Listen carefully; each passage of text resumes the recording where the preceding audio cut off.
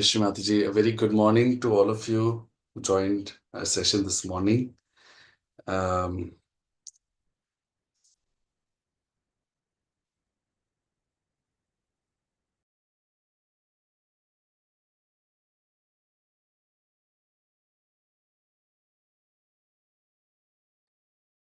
so, before we start the session, let me give you a brief about what all sessions are being held on this YouTube channel and the same Zoom link. So, daily we have 3 sessions going on, and the first session is in the morning at 8 a.m., like this one, and the other one is at 4:15 p.m. in the afternoon, and the third one is at 7:45 p.m. All these sessions are geared towards telling you about the basics of Sahaja Yoga, what it is, some introduction, and then, of course, the self realization experience. At the end, if you want to talk to us or have some questions, you can do that by joining the Zoom link. The link for that is given in the YouTube chat, or you can leave your questions in the YouTube chat itself. We will try and answer them at the end. Apart from this, we have one session at 5:30 p.m. every day for seekers who have understood the basics now and want to go deeper into meditation. So that session is for those people. Out of these 3 sessions, only one session is in English, that is of today and on Sunday at 8 a.m. and one in Marathi on Saturday morning at 8 a.m. Rest all are in Hindi. So seekers who do not understand English, I would um, request you to pardon me and attend other sessions. So what we'll do today is just briefly, I'll tell you, and then we can start. So we'll have some slides that we'll go through, and these slides help set a context about why we need meditation, and especially today. We are going to focus on the youth, the young folks, how they are struggling and why they desperately need Sahaja Yoga. And then we'll go into a little bit of details about our internal subtle system, just briefly talk about that, and then go for meditation. That will be the most important part of the session. Towards the end, again, if you have any questions, you can ask them. There are certain links given on the YouTube chat which are very useful. You can join a WhatsApp group, the YouTube channel to learn more and practice Sahaja Yoga. Also, there are centers worldwide of Sahaja Yoga which you can attend by checking out the link. You'll get the nearest center address. So now let's start. First of all, today's Gudi Padwa, so a big, felicitation to all of us on the festive, on the New Year. So about Sahaja Yoga meditation, we'll get into why Sahaja Yoga, etc. But first, let's look at why meditation itself. Why, what are we talking about here exactly? So the proposition is that we de-stress ourselves. Stress has become the most common thing all across. So we say that we de-stress ourselves, we bring ourselves into balance and a total well-being.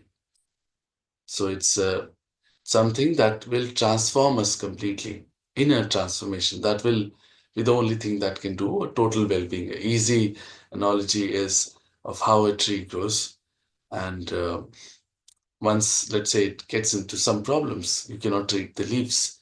You can go to the roots, and that is the only way you can treat it. Which is something that is also supposed to happen with us, for us to become better, lead better lives, get a complete well-being. We need to go to our roots, which is done through Sahaja Yoga. So again, it's something that everybody would easily agree to. The young students and young people and teens and 20s and all of them, they're under immense pressure today. The environment is such, everything has become so competitive and aggressive that they have a lot of stress and are facing a life that is very difficult, let's say. It's becoming more passing every year, it's becoming more and more difficult.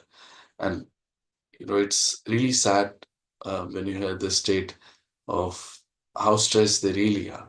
And it's the more we find that people who are going to IITs and all of them, they are committing suicides. It's not okay. It just talks about the state of mental health and what sort of situation these young people are today all around us. And it is actually a very concerning thing for the whole society. These young people, they're school going, college going, or just into jobs. Their minds are full of worry, and the worry is around, let's say, which college will I get admitted into? What will be my career like? I have to succeed in life. What will my family think? And, the relatives and their relatives and the neighbors, and his son did that, his daughter did that. What are you doing? All of that, but they have to face, and the competition all around essentially. Then what sort of job I get into, what package I have, and CTC, and comparison again to others, and it's a mayhem and a mess and a never-ending thing actually. We are told that, oh, you just get into this college, your life will be set. Oh, you just get into this job, you're through. But it never ends. You get there, and you want more and more. And it's a never-ending cycle, and it just goes on and on, creating that stress inside us. And people are working seriously hard. They are spending so much time and energy, even in competitive exams preparation. And then um, colleges are here today. Youngsters are doing so many internships after college and applying for so many jobs and so many things just going on and on and on. And of course, this is one part of growing up.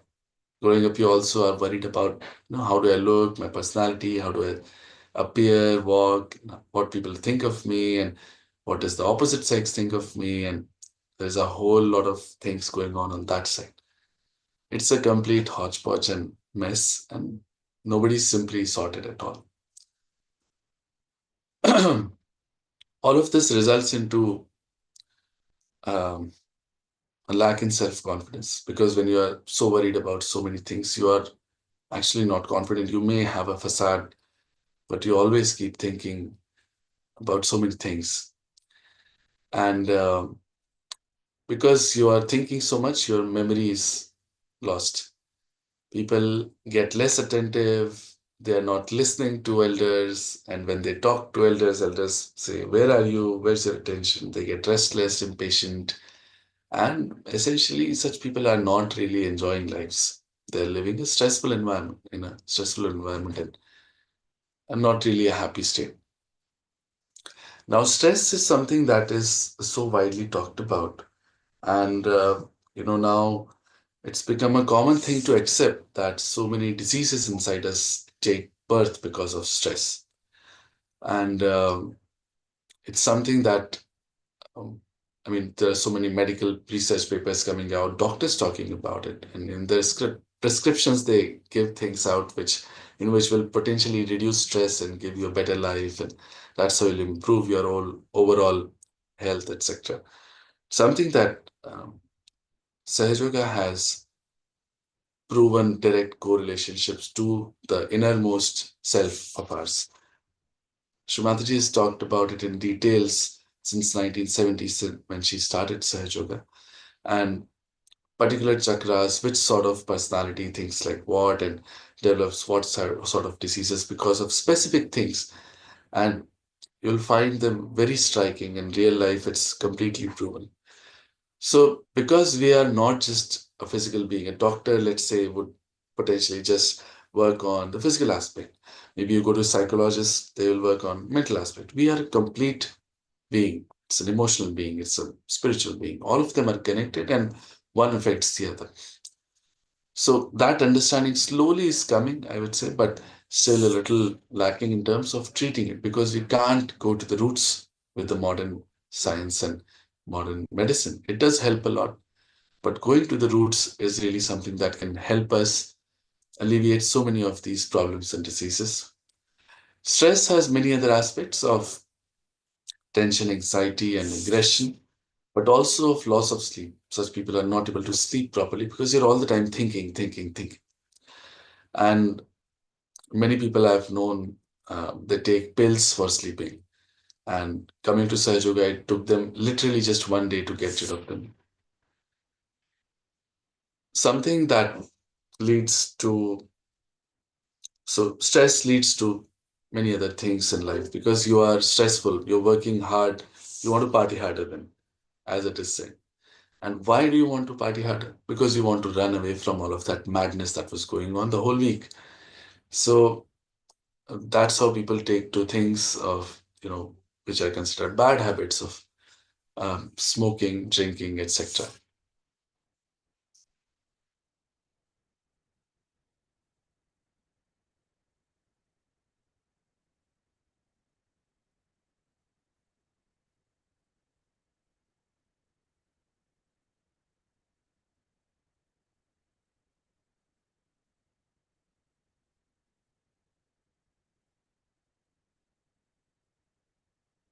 So that also comes because of stress or maybe because of other things, because you just want to copy others because again of the stressful environment of how people perceive you and what they think of you, and this whole environment that is created around us, people start doing such things. But the more dangerous thing, even more than these two, are drugs that has come in and again affecting the young quite a lot. Very serious situation which needs handling. But you can't stop people from doing things. What you can really do is just correct them from the inside. That correction can happen through Sahaja Yoga. Again, it's something that we've seen people giving up on these things very easily on their own. Nobody tells you what to do, what not to do. But something that happens because we truly see there's a light that has come in. And in that light, you can see what to do, what not to do. And you have the strength to take over such things. You're no more slaves to anything like this. One other aspect of depression that has come in because of stress again. And these are young teenagers who are now talking about depression. It's a very sad state and a very concerning area for the society builders and everyone all around us. And there's really no way out of it. Only thing you can do that is, maybe try and build a better environment. You can't change the whole world all around. It's the stress of that we talked about, that everything's going on around us. Where are we? That leads to such kind of thoughts. So we are told that, stop stressing, start living your life, whatever you may have. A counselor may come in and tell you, oh, it's okay. It's okay if you don't get into that college. It's okay if you don't earn that much. It's okay. It's okay. It's okay. Just enjoy what you have and, just live your life and, be yourself and whatnot. But as soon as you step out or a friend calls you up or you see something happening somewhere, you will think, oh, where am I? Why am I not doing this? Why have not I achieved this much in life? So it just doesn't work. That is when people talk of meditation. Today, we've seen so many people moving towards meditation, and there's such a lot of seeking. And among affluent people, also, you'll see because they have achieved a lot in life. It's the Western world that has moved towards meditation and seeking more than us. Now we are also doing that a lot. The reason is that there's a point in time when we think that achieving this in life, or buying this and getting to this salary and such riches will give me the happiness that I'm searching for. And you go after it for a while. You have more goals and you go after it and after it, and then finally you realize at a point of time that none of this is giving me the joy that I looked for. Or maybe it's the next generation that really realizes it because their parents achieved so much and were not happy. That is when you truly start seeking something higher, which is why people are out there looking for the right path. And unfortunately, many wrong ones have also come in that are sort of misleading and uh, giving wrong ideas of meditation and spirituality to people, which is again a concerning thing. But at least there is a seeking. People are looking for something that will give them a way out, truly. So There are many other things that people do. For example, people take to exercise and jogging and something that is a strong routine which will keep them in a mood that will sort of uh, get them out of that thinking process, stressful thinking. But what happens is that in Sahaja Yoga, we'll understand that we have a right channel called Pingla Nadi, and we use this channel for all futuristic thinking. So we are stressing about how will I achieve this in life, this career and college and job and whatnot. And we use this channel a lot to do that, to work also.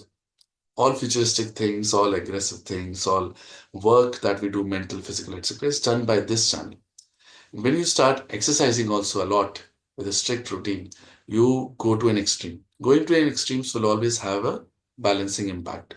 So going too much on the right channel leads to a heart attack on the left channel. You'll find that many successful CEOs whom you have known to have led a great life, perfect routines and all of that, have suffered from heart attacks. The question comes that why? Because this creates a further imbalance inside us. Of course, art forms, music, dance, etc., have a great effect on stress. They're very positive because they come from this classical knowledge of ours, which is Shastriya, which has been built on the knowledge of our internal subtle system, the Kundalini, the chakras, etc. It does have a calming effect because it also works on the left channel, which balances things out. But again, all of this is temporary. So the permanent solution is proposed always as meditation, as seeking God, as seeking something higher. Why? Because the seeking that has been going on. For example, today I want to buy a house. I'll buy the house, and maybe after a few days, I'll want to buy a helicopter. I'll buy a helicopter, and then again, maybe I'll want to buy a company or become the president or something like that. It just never ends. And even the person you may think is on the top of the world is not satisfied. Because truly, the satisfaction comes to us because when we achieve the highest of the highest, that can happen through meditation. And that is the only thing that will give us true joy and satisfaction, nothing else. But we try everything else and we reach to a conclusion at some point that this is what I have to do, this is what I have to achieve. So that trial and error takes place throughout our life. And if we can short circuit it and learn it quickly and get to meditation and finding our true self quickly, we can, shorten this process. That is, that is why people take to such things in, later part of life. And many young people I meet and they say, oh, I don't want to do all of this right now. I'll do that when I'm, 60 plus and have nothing else to do in life. So that is also a thought process sort of going away because leading this life in a beautiful manner is very important. And that can happen only when you are truly satisfied, joyous, enjoying your life, not stressed out. That is why you must meditate. Now, what is meditation? So people come and tell me, I try to meditate, but I just can't meditate, I don't know how to meditate. What, do I concentrate at a point or do I just stop thinking? How do I stop thinking? Or do I chant some mantras? Or do I do some breathing exercises, pranayam, etc.? Is that meditation? All of this is not meditation. Meditation happens when you go beyond this mind. That is how you become thoughtless automatically. You can't stop your mind from thinking yourself. Concentrating on a place or on a light or something like that is also a mental thing. It's not going beyond the mind. Then asanas, yogasana, maybe many people consider that to be part of meditation. So in our great country, we have the great heritage. Unfortunately, all of us have forgotten about it and we don't know much about it. But there is a great person called Patanjali. He wrote a big book in which he described everything about yoga. He gave out 8 parts of yogas, Ashtang yogas, and Yam, Niyam, Pranayam, Pratyahara. There were so many things. Out of those 1/8, there was one part of it which was yoga, which is done to keep your physical self all right. Otherwise, how will you get to God? How will you do the tapasya, etc.? So that is one wee bit, and pranayam is also part of that. But that is again to keep yourself okay. And all of this can be actually done only with Ishwar Pranidhan done, which is the last one. So it's a complicated thing, a little bit, but we have taken it in the wrong way. So the question comes then, what is meditation? How do I meditate? How do I get into meditation? So meditation is um, actually, it's a state. You get into this state not by yourself. It comes to you when you get your self-realization. So it is granted by someone. So in our great country, again, we talked about the heritage. There have been so many saints, rishis, munis, and it's a history of tens, thousands of years. I mean, 14,000 years ago, Bhrigu Muni and Markandeya, all of them talked about it. So what used to happen is that one guru used to give it to one shishya and used to give self-realization. That is what has been done in the past, and that is what we are talking about now. Now, when that is given by the guru, that is when you achieve the thoughtless awareness, nirvichar chetna. So you are aware and you are thoughtless. That is the first step. And that is how you get into meditation. And that is how you are in silence. And as it is mentioned here, the only way to grow is in meditation. So, growth of what? Growth of awareness. Now, why growth of awareness? So, in the current state that we live in, we can easily see that being the epitome of God's creation, we are not ideal people. We create problems for ourselves and we create uh, so many bad things that hurt us. And so many of us are actually very, very bad people. So, if this were his plan, then this is not okay. This is not complete because there's one last step left in our evolution. We've come so far in our evolution. We're so higher than animals. We can do so many things, so many beautiful things, but there's still one step left, and that is going to happen in our awareness, not physically anyhow, but in our awareness. That happens through self-realization, and that is what we have to achieve. So it's maybe a lot to take in, and it's a heavy subject a little bit, but we'll talk about it, later, and you'll understand it much better. So meditation is what? Is being in the present. So when you are thoughtlessly aware, you are in present because all the time we are thinking, we say, even while sleeping, we are thinking, we are either thinking of the past or of the future. Or you can analyze this, but it's true. Any thought is either of the past or of the future. If it's of the present, you'll enjoy it. You can enjoy it.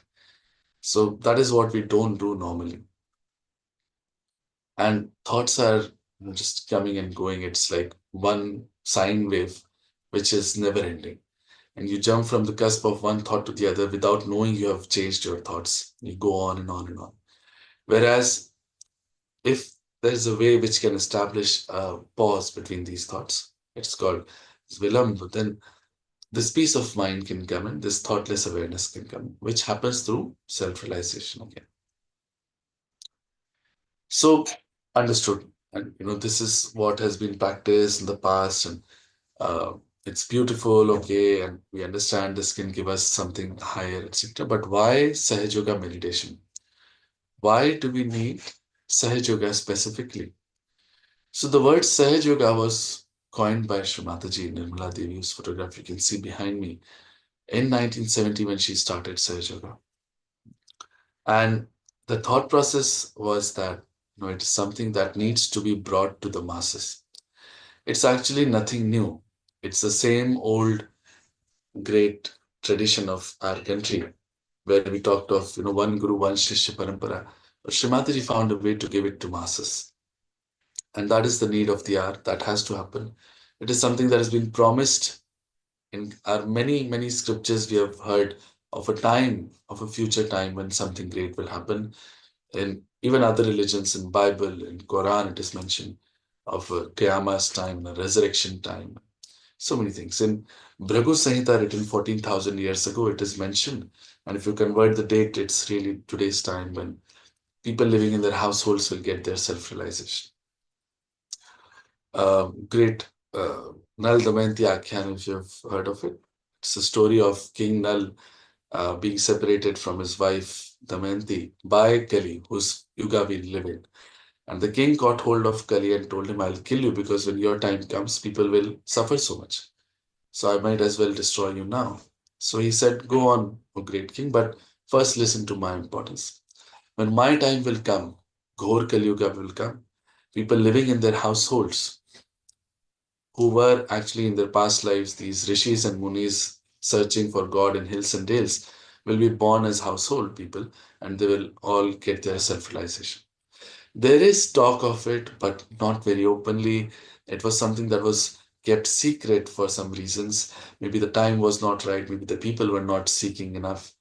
And, in Gyaneshwari Gita, a great saint called Gyaneshwar of Maharashtra.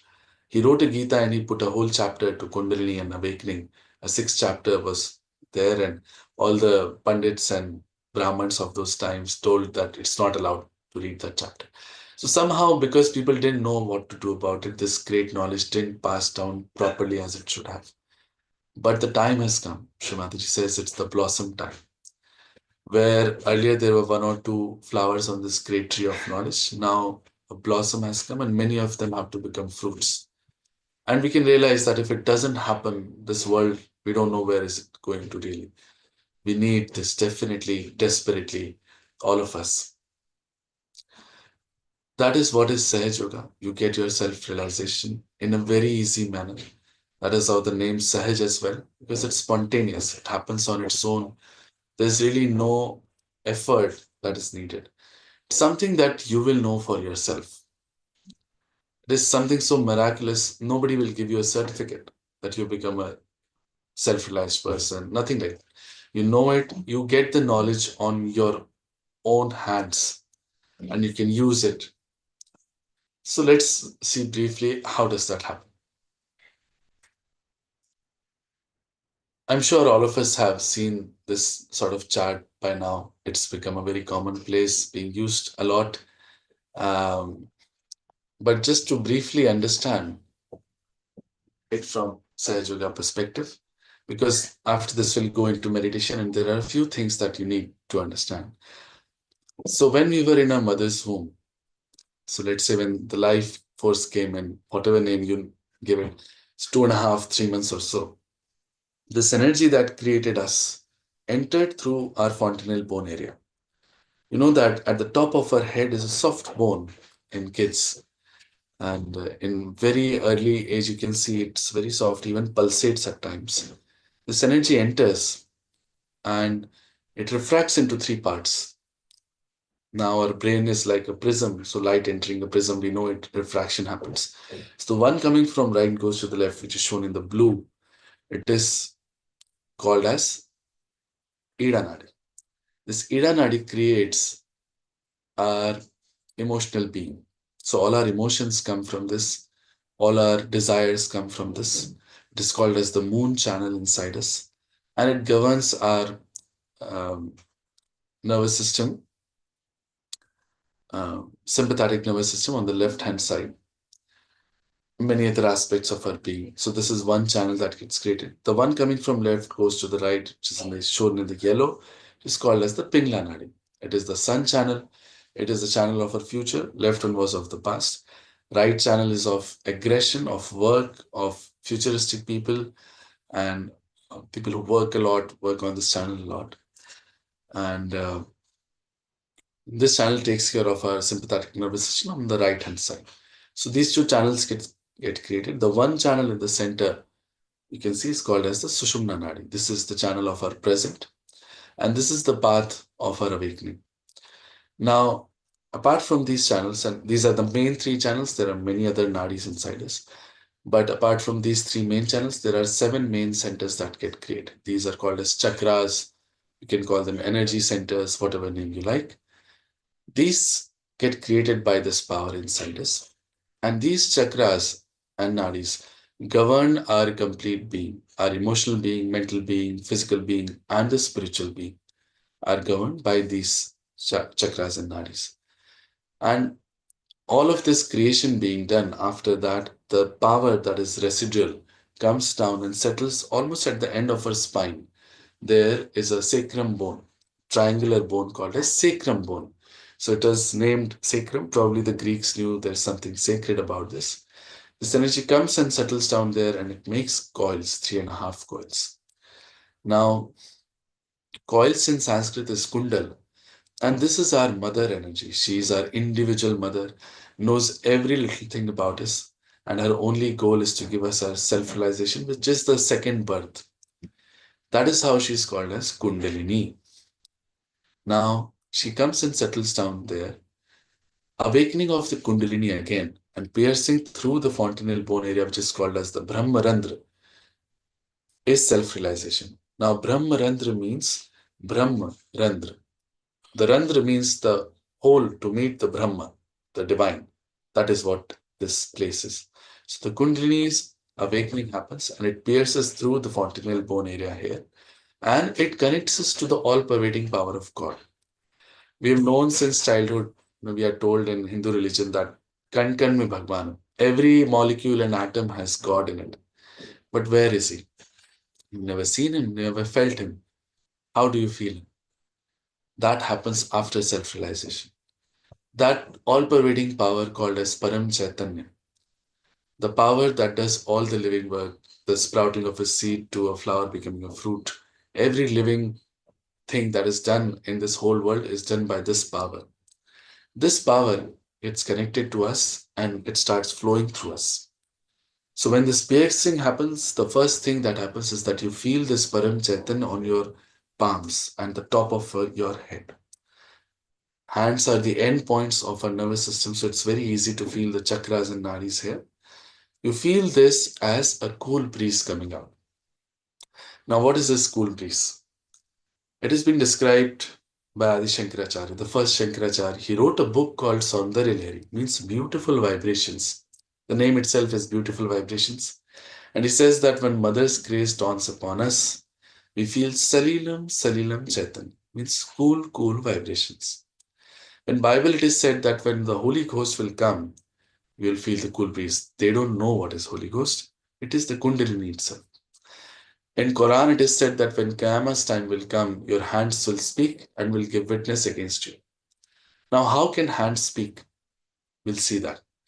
So we are seeing that these chakras are represented on our palms. There are 1, 2, 3, 4, 5, 6, 7 given.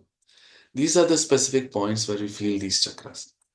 When you meditate, you get your realization, the cool breeze starts flowing. It can also be hot initially, but you also feel these chakras on your fingertips. So let's say I have a problem in my stomach. It could be physical or there could be mental aspects of that chakra. So I'll feel that particular finger itching. So for the first time we know ourselves something is wrong, which part is wrong. Let's say there is a very egoistic person and you cannot tell them that you're egoistic, sir. You get very angry a lot. But when he meditates, his this finger might start burning a little, and then he'll ask why this happens. And then you'll tell this happens because of this chakra being caught, and for people who are very angry, etc. Then he'll realize on his own. So for the first time, we see for ourselves who we are, what we are, and then we can correct ourselves. We can correct ourselves by not by saying, I'll not get angry now, but by giving vibrations to this chakra. Then you take some mantras, then you do everything that is needed to correct ourselves. You don't do all of that without knowing what is wrong with you. Today, you might go to the doctors and the doctor may say you have 2 months left to live. You might be surprised. How is that possible? How do I not know anything about myself? So that is how you get to learn about yourself. You truly get connected to the divine. When this power starts flowing through you, you can use this to correct your own chakras and even to get rid of diseases that happens in Sahaja many times as a byproduct of this awakening. With this power flowing through you, you can give realization to others. Only an enlightened candle can enlighten another candle. So, and then you can also use these vibrations to cure others. That is not the focus of Sahaja Yoga, but it does happen. Then you can use these vibrations to ask absolute questions. Is there God? You'll feel more vibrations flowing. Is this person standing in front of me, is he a crook, a fraud, or a real genuine person? If it's genuine person, you'll get cool vibrations. If not, you might get very much heat coming out of your hands. Slowly and gradually you learn it as a very, very practical thing in life, and something that comes as a completely new awareness to you. Up until now, whatever we know in this life is through our brain or these senses. That's all. It's a completely new awareness of these vibrations that comes to us. And practicing Sahaj Yoga, you can really use that and really benefit in every aspect of your life. But the biggest one is that you're connected with the divine. And when these vibrations start flowing, that's a proof that the divine is flowing through you. But you get a complete joy, blissful experience once that really happens. So it sounds quite amazing and quite unbelievable, but this is what it is. We are made in such a beautiful way, and this completely amazing thing can happen to us very easily, completely free of cost, nothing to be done for it. It's just that we have to establish it once we get it. Sometimes it takes a little bit of time to really understand and establish it. You must give it a chance, and then we have to practice it daily to keep it on. The light has to be kept on by giving it the fuel of meditation daily. Now, what we'll do is quickly see some steps before we go into meditation that helps us balance our channels and helps some of the chakras that normally are a problem among us. We'll just see those steps right now. First of all, if you're sitting on the ground, you can be sitting cross-legged and keep both your hands open in your lap as it is shown here. If you are sitting on a sofa or a chair, you can keep them separate, left and right legs separately as is shown. Then we are built out of 5 elements and we use them a lot in Sahaj Yoga to help ourselves. One of them is Mother Earth, so we'll use her right now. Keep the left hand open in our lap as is shown here. Put the right hand on the Mother Earth. Left hand in our lap, right hand on the Mother Earth as it is shown here. Now in the next step, we'll put the right hand in our lap and put the left hand bent from the elbow towards the sky. Right hand in our lap, left hand bent from the elbow towards the sky. Right now, you can just see these steps. Later, we'll do them with our eyes closed when we go for meditation. The next step, we'll put both the hands on the Mother Earth.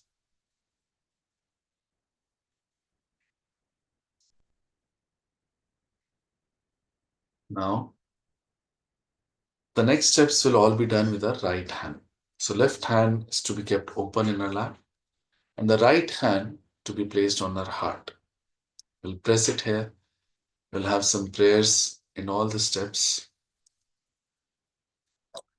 Then we place this hand on our forehead across like we would in a headache and press it from both the sides across and bend our head forward a little. Now, here we will place the right hand's center of the palm. The center of our right hand's palm is to be placed with our fingers outstretched at the top of our head and press it here. Bend our head forward. While pressing the palm at the fontanel bone area, we'll move it in a clockwise direction. We'll keep moving it while we do some prayers. So these are all the steps. Now, we said that there has to be an enlightened candle that enlightens another candle. Here, we have to understand that such a great thing cannot happen just by these prayers and moving our hands. Shree Mataji Nirmala Devi's photograph that you can see now on the screen is a very special one. And it emanates those chaitanya, those vibrations that makes this great happening possible inside us. Once Shivaji Maharaj asked his guru, Ramdas Swami, who was a great realized soul, how long does it take for one to get their self realization? He answered, saying, Tat Shan means that very second. But you need someone who can take it, who's worthy of it, and you need someone who can give it. Srimataji is here to give it to us. We have to be the ones who can receive it. I have to sit very humbly, the cross legged, if sitting on the ground, and both our hands open in our lap. Look at Srimataji's photograph with complete and utter respect and humility, with the only thought in our minds that I want to get my self realization. Let there be only the thought that I want my self realization, no other questions or doubts or worries, nothing like that. Looking at Srimataji's photograph, we'll slowly close our eyes and keep both the hands open in our lap.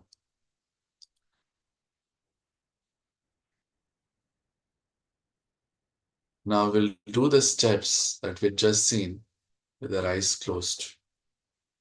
Keep the left hand open in our lap as it is and put the right hand on the Mother Earth. Left hand open in our lap, right hand on the Mother Earth.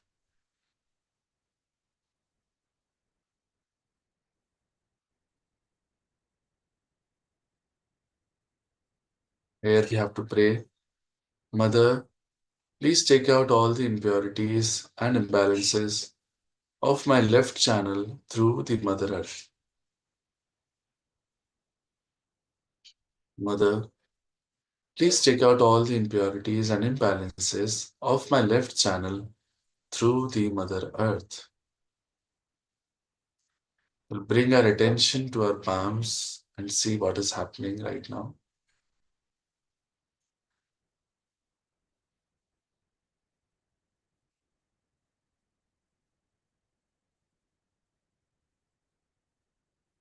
Mother, please take out all the impurities and imbalances of my left channel through the Mother Earth.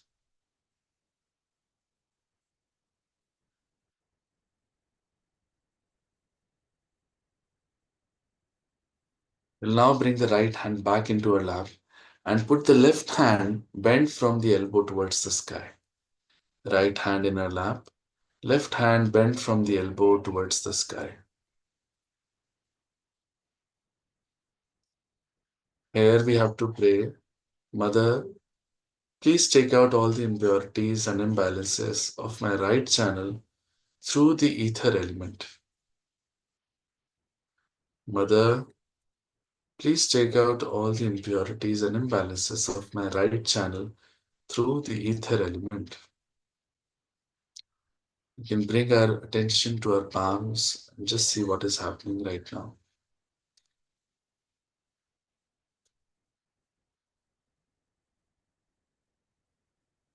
Mother, please take out all the impurities and imbalances of my right channel through the ether element.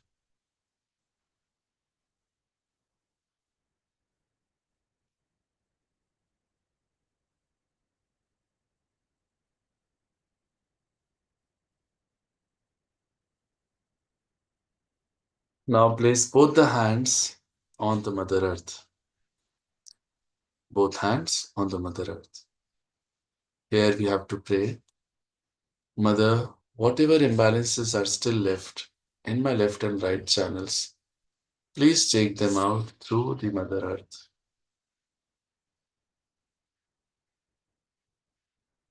Mother, whatever imbalances and impurities are still left in my left and right channels, please take them out through the Mother Earth.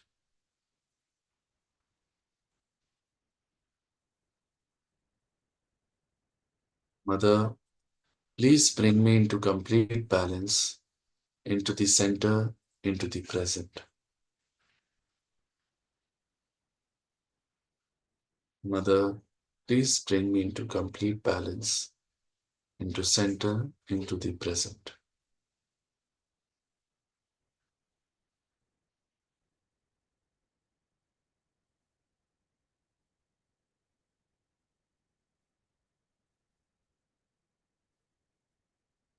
Now we bring both the hands back into our lap.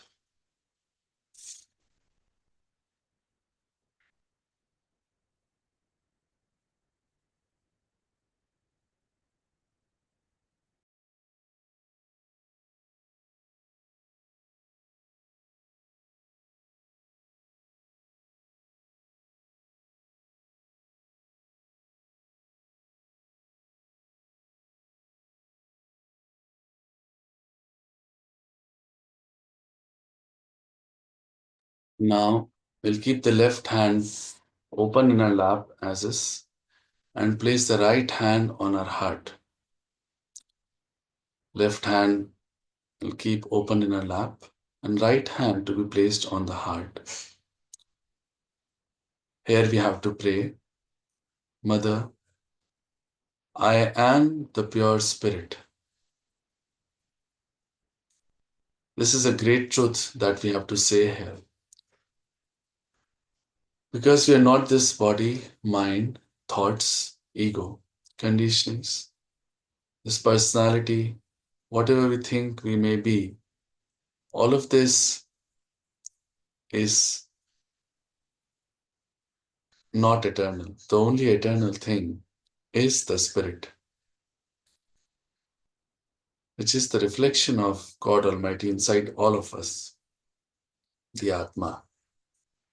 So we have to say with full confidence the greatest truth, Mother, I am the pure spirit. I am nothing else but the pure spirit.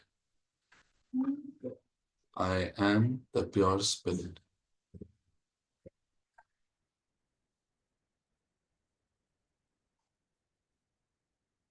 Now, as I am the pure spirit, I am not guilty at all.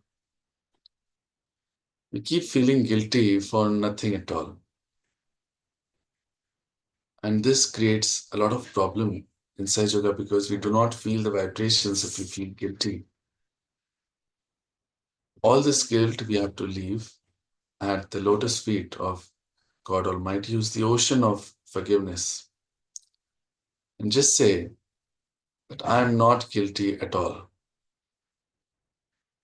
Mother, I am not guilty at all. Again, with full confidence, you have to say and really believe, Mother, I am not guilty at all.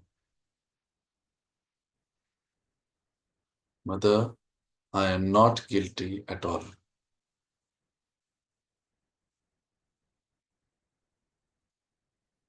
Now we bring this hand to our forehead and place it across. Press from both the sides like you would when you would have a headache. And bend your head forward a little. Right hand on our forehead pressed across from both sides and head bent forward. Left hand open in our lap. Here we have to forgive everyone without remembering anybody. You have to just forgive and say that, Mother, I forgive everyone. Mother, I forgive everyone, myself included. Don't have to remember anybody, just give a blanket forgiveness. By not forgiving, we play into the hands of people who have done us wrong. Whereas when we forgive, we leave it to God. We say and really do it. Mother, I forgive everyone. Mother, I forgive everyone. Mother, I forgive everyone. We can rest this hand a little bit by bringing it into our lap. Now, once again, we bring this right hand at the top of our head and place the center of the palm with our fingers completely outstretched. Place the center of the palm at the top of our head and press it. While pressing it, we'll move it in a clockwise direction. And pressing the palm at the top of our head, we'll move it in a clockwise direction so that the scalp also moves along with it. And bend our head forward a little. We'll keep moving this till we pray. Here we must ask for it. Without us asking for it, Shrimataji cannot give us our self realization. So you have to pray, Mother, please give me my self realization. Mother, may I please have my self realization? Mother, please give me my self realization. Mother, please give me my Atma Sakshatkar. Mother, please give me my yoga, my union with the divine. Mother, may I please have my self realization? Mother, please give me my self realization. Stop moving the hand and bring it back into our lap.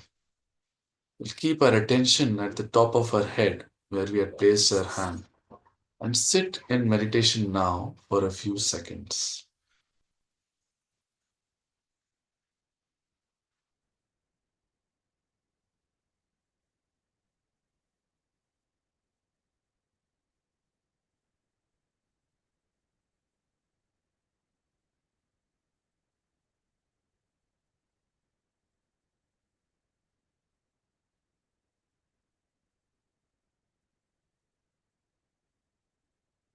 We can slowly bring our attention to both of our palms now.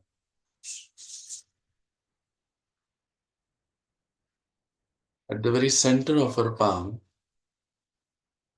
see if there are cool vibrations coming out of your hands.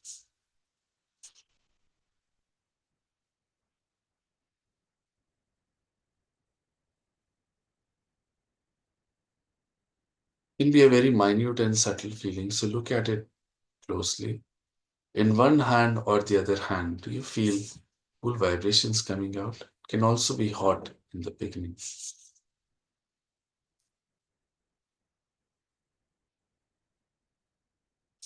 Now bring your attention to the ends, to the tips of your fingers.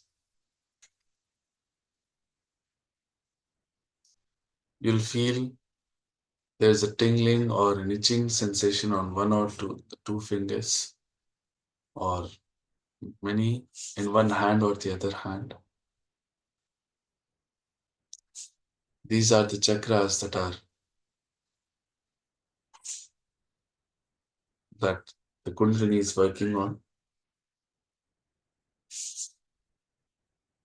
Now we'll bring the right hand once again at the top of our head. And instead of pressing the palm on the top of the head, we'll raise it a few inches just above our fontanelle bone area and move it back and forth, left and right. Just a little bit. You see there's a cool or hot breeze coming out of our head and touching our palm. From a particular place, you'll feel it.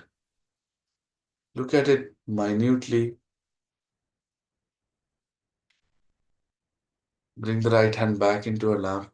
See the same thing from your left hand.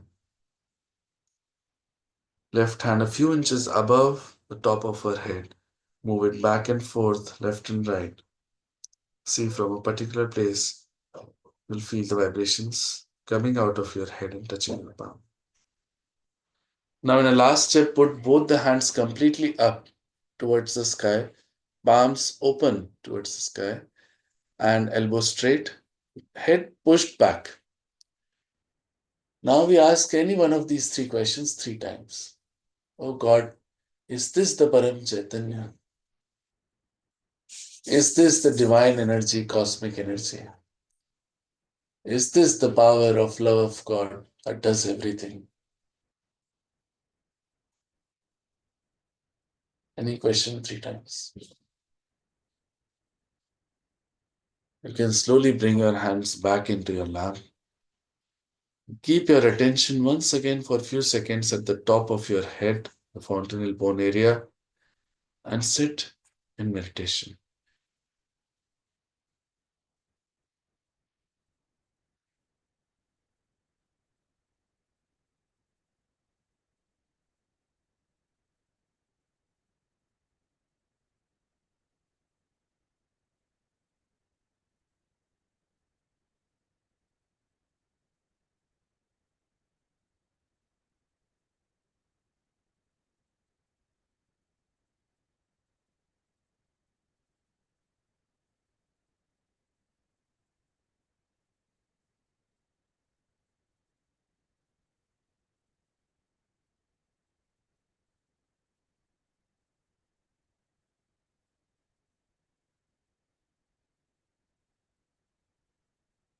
Now we can slowly open our eyes and look at Shrimataji's photograph.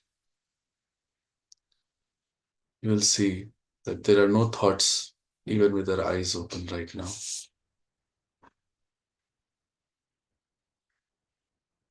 This is the first boon that we get of thoughtless awareness. We shall bring both our hands together in a namaskar and thank Shri Mataji and our Kundalini Mother inside for this blissful experience. For those of you who have just joined recently, I request you to continue attending these sessions for a while. This would help you establish this because it takes time at times to really understand and get the experience established. Also, you must meditate daily at home in the morning and in the evening for 5-10 minutes. How to do that, you can learn by joining our WhatsApp groups. The link to that is given in the YouTube chat. Also, there are videos on this YouTube channel telling about how to do that. Many basic things we do in Sahaja Yoga to cleanse ourselves, to protect ourselves, foot soaking, bandhan, etc. You can learn that. Also, it's very important that you go to the nearest center. You can check the link of centers worldwide in the YouTube chat and find out a center near you so that in collective you learn more, you understand more, vibrations flow more. Many of your problems get solved by going to the centers. Again, they're completely free of cost. Sahaj Yoga is a great knowledge, it's a great ocean, and it's a practical one. You don't learn it just by listening to lectures or just by talking to people, but you learn it by experiencing and practicing it in life. It's really important that you give it a chance and establish and get this going. Today, what has happened is a seed has sprouted. It needs to become a tree, and you need to give it the daily dosage of sunlight and water in terms of meditation. Thank you so much to everyone for attending the session. As there are no questions, we'll end it here. Thank you, Shrimataji. Jai Shri.